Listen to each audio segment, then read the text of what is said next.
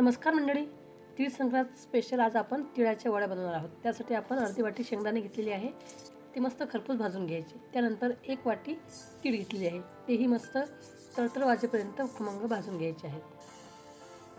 शेंगदाणे थंड झाल्यानंतर शेंगदाण्याची साल काढून घ्यायची आणि मिक्सरमध्ये जाडसर शेंगदाणे आणि तीळ बारीक करून घ्यायचे आहे। जास्त बारीक करायचे नाही आणि जास्त जाळही ठेवायचे नाही। त्यानंतर आपण एक वाटी गूळ घेणार आहोत, तो बारीक चिरून घेतलेला आहे।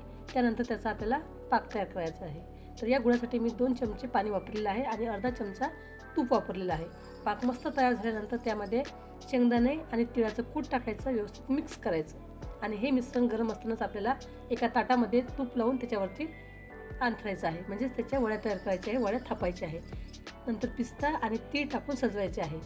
गरम असताना त्याच्या वड्या पाडायच्या आहे आणि मस्त वड्या कापून घ्यायच्या आहेत। रेसिपी अतिशय सोपी आहे आणि खूप टेस्टी आहे। खूप सुंदर वड्या तयार झालेल्या आहेत। व्हिडिओ आवडला तर व्हिडिओला लाईक करा, कमेंट करा आणि जास्तीत जास्त शेअर करा। धन्यवाद मंडळी।